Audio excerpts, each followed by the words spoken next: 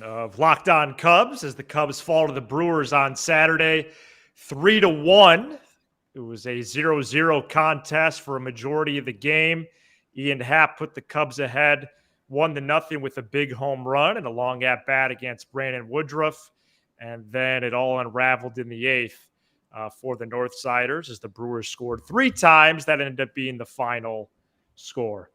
Sam, where would you like to start? I know you have some raw emotion just a few minutes after that final out, and the conditions were poor from the start. You knew it was going to be likely low scoring. Right. That's what it turned out to be, and the Cubs are now 1-1 on the young campaign. Yeah, I think it's one of those games where this is going to be a very interactive show, so please comment and give us your thoughts. And just a quick preview, I have to get out a lot of frustration with Marquee. A lot of Marquee frustration. I'm not going to do that. Really? Yes. I'm not going to do that right now. I'm gonna replay the game real quick. So yeah, the reason why it's a frustrating loss. Look, it's April 1st. Okay, so it's early in the season. It's frustrating to me, Matt, and correct me if I'm wrong. This is the type of game this Cubs team was built for, right? Right. A low-scoring, cold day where defense and timely hitting is going to be how you win. And it's extra frustrating to lose that game to Milwaukee because from 2013 until now, they beat our you-know-whats in these games over and over again. It started with game 163 in 2018. Anytime it's close late, I feel like 9 out of 10 times they beat us. And really, Steele was terrific. Woodruff was magnificent. Happ put us in front with the leader, and really it comes down to the eighth inning, right? And so let's just break that down briefly. So, because I'm seeing a lot of stuff on Mastroboni, and I want to make some comments on that. Yeah. Let's start at the beginning. Totally fine with Assad coming out for the second inning. Obviously, that's what he's on the team to do. A little bit frustrating that's really supposed to be Keegan Thompson's role, and it will be Keegan Thompson's role. I sent you a text right after Brian Anderson got a base hit as Boog was not paying attention to the game and comparing Brian Anderson to the Brewers play-by-play Brian Anderson. Like anybody cares. It's an extremely common name. And do Cubs fans even know Brian Anderson, the broadcaster? Nobody cares about that. It's a one-run game trying to go 2-0 in April and get your fan base going. But that, again, I'm going to save that. I texted you a little bit of a small profanity because I was nervous with Assad what he was going to do if he had to deal with a runner on base. First time dealing with the pitch clock, right? And that's where a lot of people on Twitter were like, "Oh, Council's giving you a free out. That's such bad managing." No, what Council's doing and the way the Brewers manage is they manage to ask you to make a mistake. And they thought the young pitcher in a cold game, would he be able to field it and throw it to first base, right? Would he be able to throw a strike, right? Create some chaos. Yeah, create some chaos. I know that this is anti-analytical thinking, but when it's 32 degrees real feel. Love it. Yeah, when it's 32 degrees real feel, that's how you have to win a baseball game. And then he walks I forget what that pinch hitter's name is, and don't Mitchell. Correct me. I don't care. I don't care what his name is. Mitchell. Okay? And so he walks on 4. That's when Ross has to pull Assad. And folks, I'm not somebody that likes to speak in hindsight. This is something, and Matt can attest to, I say this stuff immediately, even when I'm right, even when I'm wrong. That's where Assad has to come out of the baseball game because he's unraveled, and this isn't the time to work through it. It's a one-run game. And then, in fairness to him, he actually makes some decent pitches to Winker. Winker gets a lucky hit up the middle. Last year, it's probably a double play. It's not. Fulmer comes in, gets it out. Beautiful strategic walk of Adames. Did not want to face him in that spot. Very good. Strikes out that cheater fraud Yelich extremely easily. And I'll get to Marquee during that at bat. And then that's where you put yourself in a position where one hit, even if it's a lucky duck snort, beats you. And in fairness to Contreras, that's a great piece of hitting. Yeah. He knew he was going to get a slider, and he dunked it out there. Now, going to Mastroboni, yes, 100% he has to lay out for that baseball, okay? But I'm begging you, Cub fans, do not go after him. First of all, he's a utility player that should not be in that position, far be it not a defensive replacement at that position, okay? Secondly, he was not going to make the catch either way, okay, even if he dove, but I understand it was just a bad look.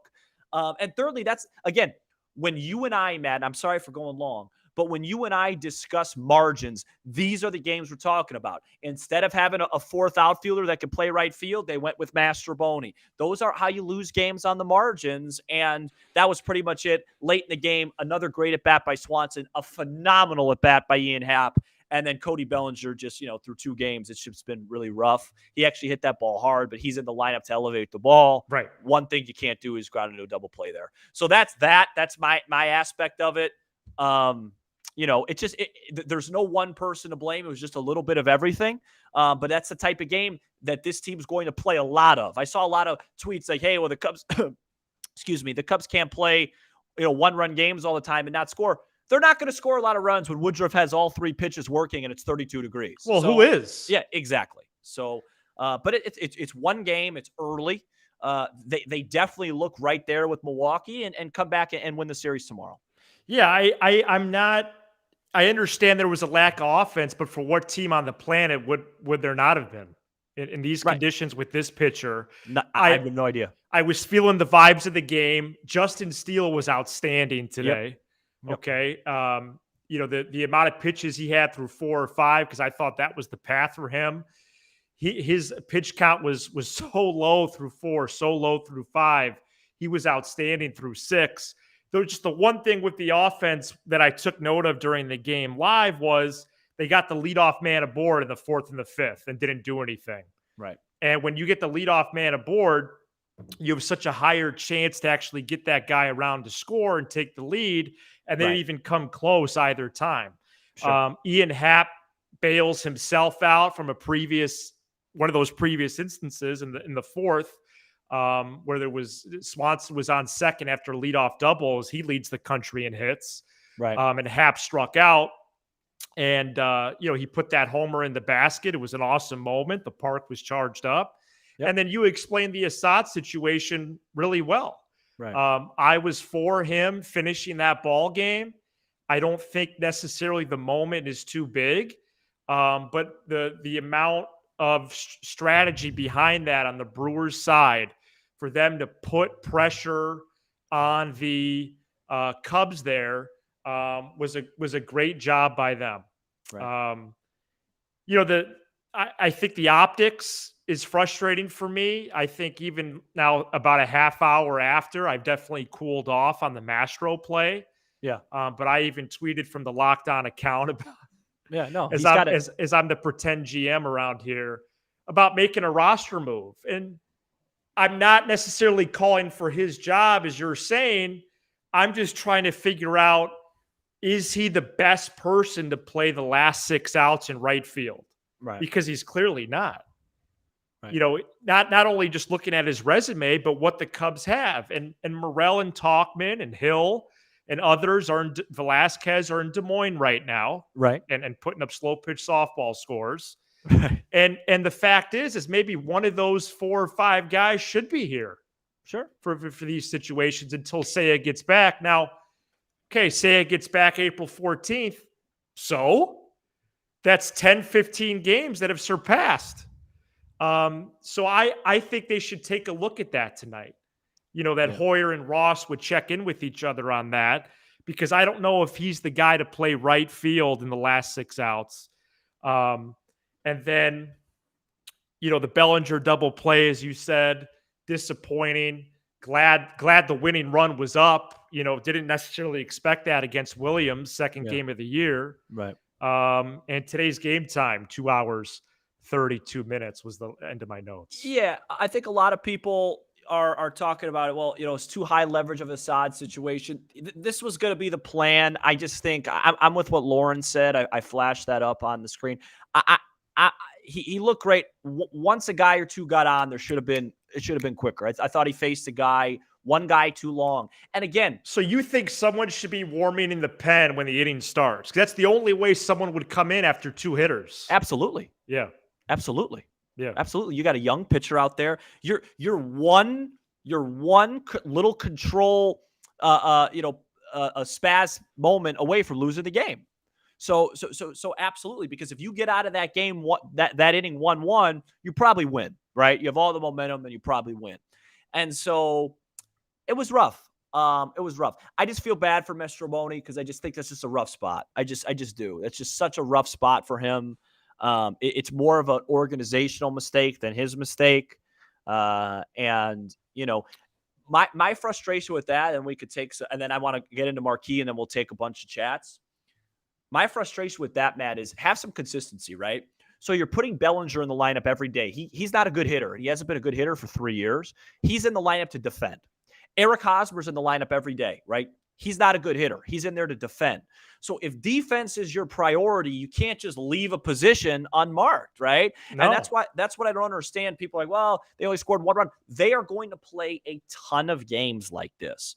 And their defense and their pitching is going to win them games. Now, I do understand what Bryce was saying, where it's like, you lost this game without Boxberger. Alzolay hasn't pitched yet. But I'm going to give Ross a pass on that. He's trying to figure out what to do, right? There's a lot of arms. And I said this on our preseason show. I really like this bullpen. I just think it might have a little bit of a rough April because they're figuring out when and where to use guys, right?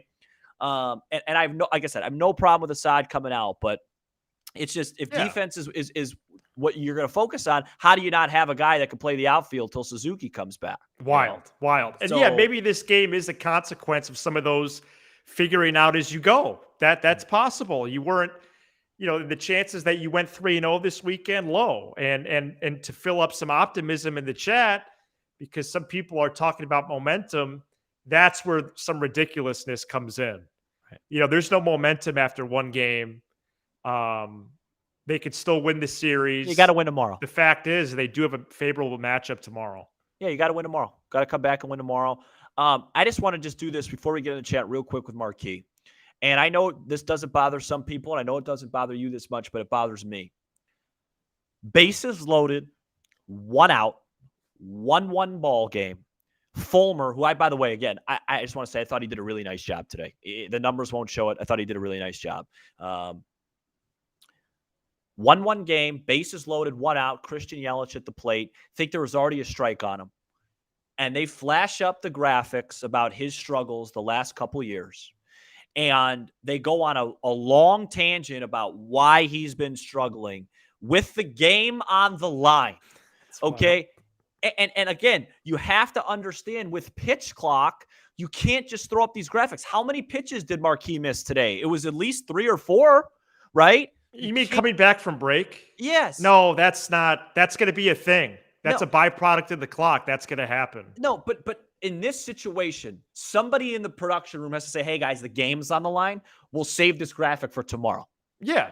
Okay. That's appropriate. And then they get the strikeout, and it's just, I don't know if I'm the only one. I wish somebody could comment and say, am I the only one that just feels like I'm into the game so much more than Boog and company? And it's like they're 1-0. There's good vibes. It's a close game late, and there's just absolutely zero anything in that spot of the game. It was 0-1 to Contreras. Girardi came in, made a good point. He's like, he's just going to see a bunch of breaking balls. Contreras is going to look breaking ball. He did, but there's just nothing. Boog's talking about just please. I just beg you to just focus on the game. If it's 5-0 in the 7th, fine. Right. But please just talk about this situation, because these games for us matter, because this isn't supposed to be a great team this year. You're going to have plenty of time to filibuster later in the season if things don't go well. Lock in now, please. That's all I want to say. Yeah. So maybe just a lack of production there, and maybe just a decision making on Marquee could be a little better there. Just agonizing. I do think in and out of breaks, in and out of interviews, you are going to miss single pitches because just they're shorter time in between hitters and in between innings. So I think that's just going to be a thing that happens occasionally. But yeah, I think maybe you're missing the moment there if you're in the truck, and perhaps a little more in the moment, a little more juice. Yeah, I want juice. It's baseball season. That's the word, Matt. There's no juice. This is big time stuff here. We're playing the Milwaukee Brewers at home. We got momentum, and there's just no juice. Yeah, and I hope that improves tomorrow. Don't know if there's a Sunday night baseball game. But if there is, there's There going to is. be a fill-in, I would guess. Good. So we'll see on the play-by-play side. Um, Want somebody that wants my team to win. Tyone versus Lauer tomorrow. Before we turn it over to the chat, I feel good. I feel good about the Cubs there, and to win a series, first series of the year. I'm hopeful for that. So I am curious about the lineup though tomorrow, because I still think that they were victims of their own order today at times. Yeah, I don't want to get too much into the order because people are getting annoyed with me. I wish that Nico Horner wasn't leading off. That starts the whole domino, and it is what it is. And the numbers will bear it out. Hopefully it works out and I'm wrong, or hopefully they make a change. But I just throw away the offense because Woodruff was just tremendous. I think if you have Tony Gwynn, he really was. I mean, he didn't miss a pitch. I mean, even the homer by Happ. So, I mean, you could have Tony Gwynn out there. It's going to be a hard day to hit. So let that go. It really was. Yeah. I think tomorrow is a day where we take a hard look at the offense with Lauer on the mound. You're going to see some righties come in, and there, it is what it is. There are a couple little things I just wish we played a little more. Like today's the type of game where you just say, hey, we're probably not going to score. Let's hit and run. Let's steal. Let's do some stuff. It was too stationy for me. This was at the very end of the game, Bryce. Another reason I can't give Ross a pass, 2 out, 1 on in a 2-run game. Great point. Need a dinger to tie. Why not pinch hit wisdom for Mastro? Yeah, especially with Williams' changeup against lefties. Great point. Didn't even think of that. Great point. Now, Ross, again, this is what we've talked about all year. People always say, Sam, what do you and Matt mean by the margins? We talked about it since October. It's margins. This is a game. This game had zero to do with talent.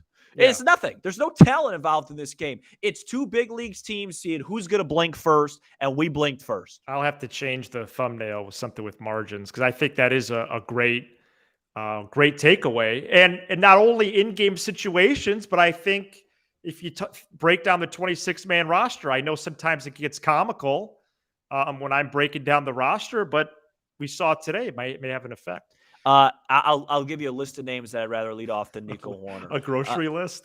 Ian Happ, Dansby Swanson, Seiya Suzuki when he comes back, Eric Hosmer I'd rather have lead off. Just somebody with more on-base skills. Not because those guys are good leadoff hitters, because Nico Horner is a different hitter with men on base. And when you lead off, you're more, especially when you hit behind Tucker Barnhart, you're more likely to not hit with men on. That's all. Yeah, Dominic suggests even Bellinger.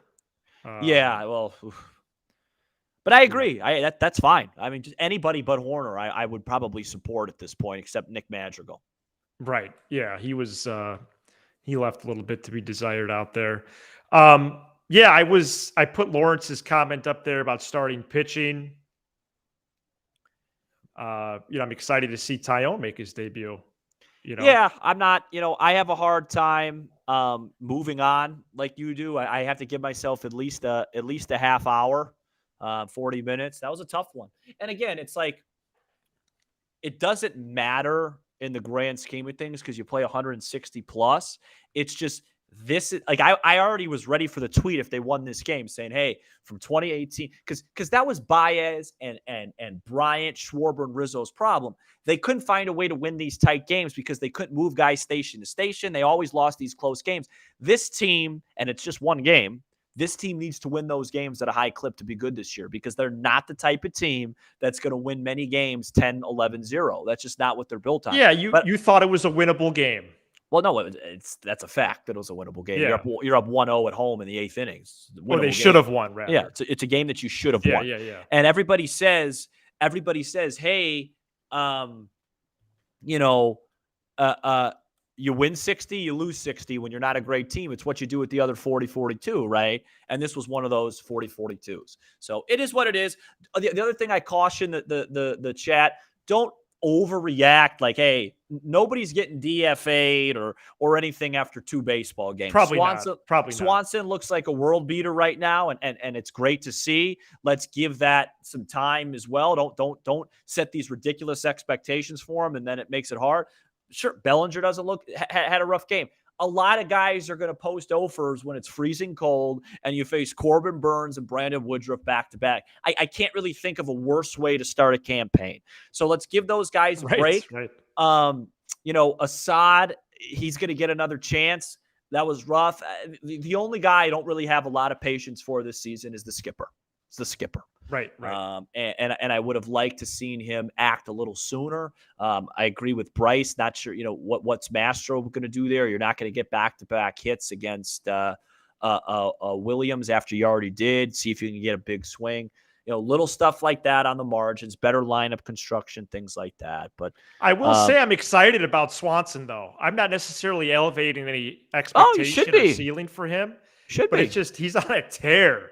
Yeah, and we expected it defensively, although I'm still kind of like, wow, that's a great play, and we're seeing amen, Bryce, by the way. Amen. But he's he already has 6 hits. It's crazy. Could I ask you a question?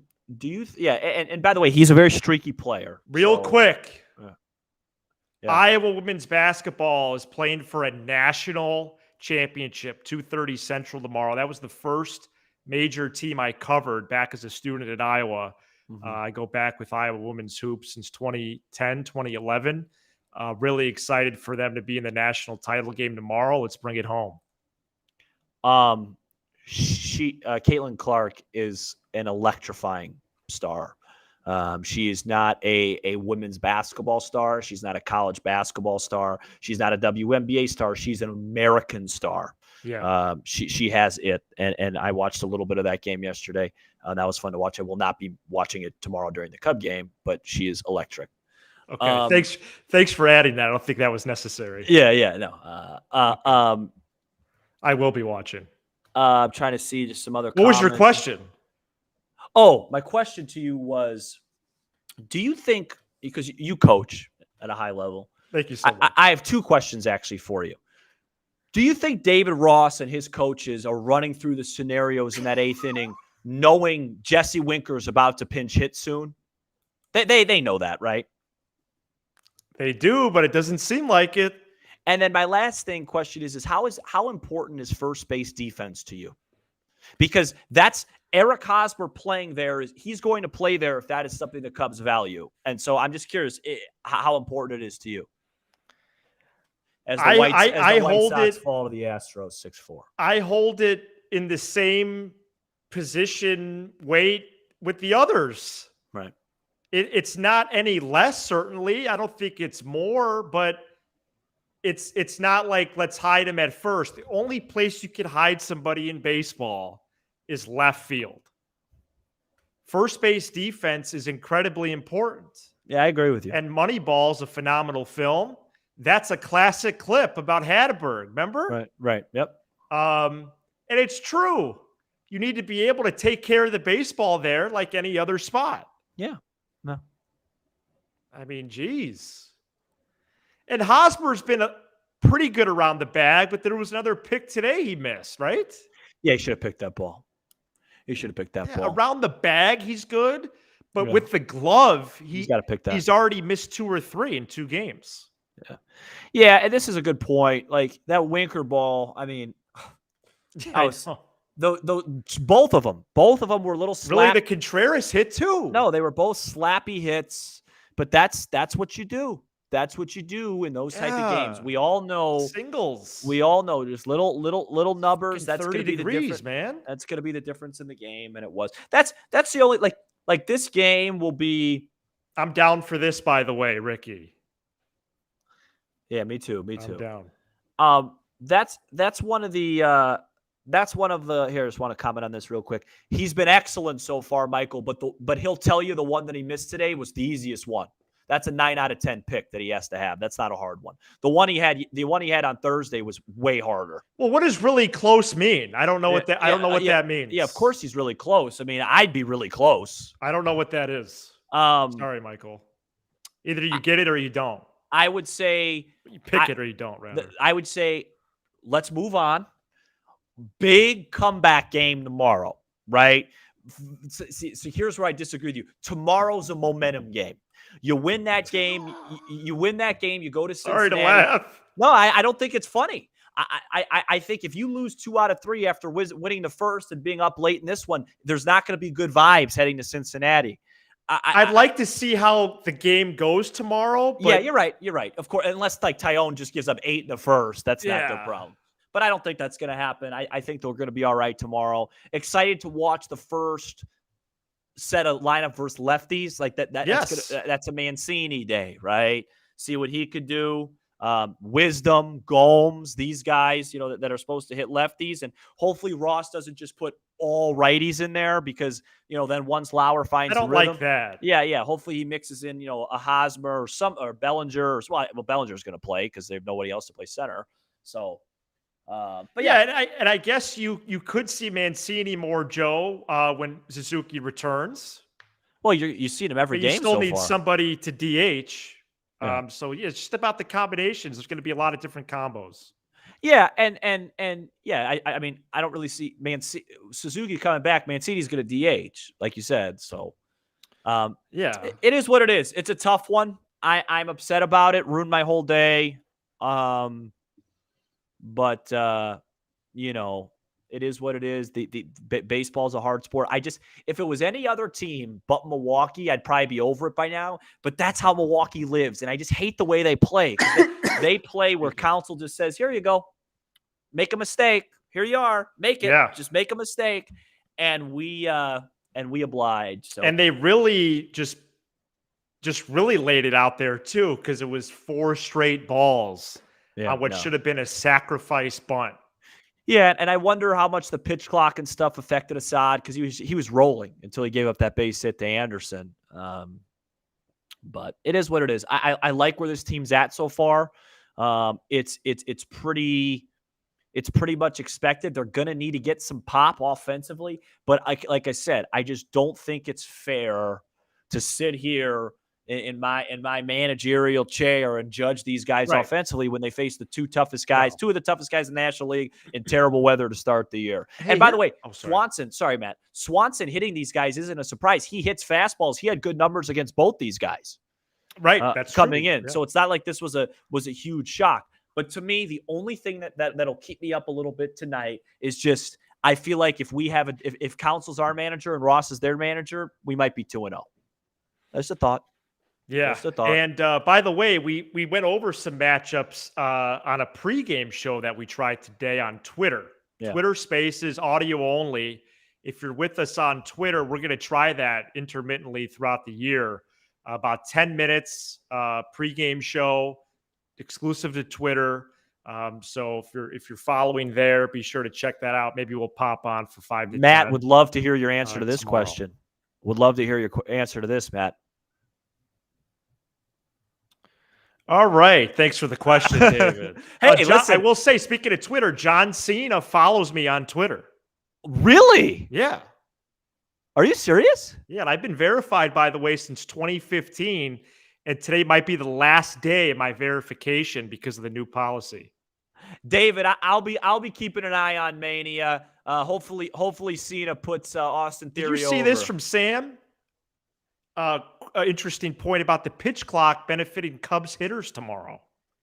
No, I didn't see that, but Sam's a really smart guy, and I know Sam personally as you do, so yes, I would vouch for him. I'm just irritated.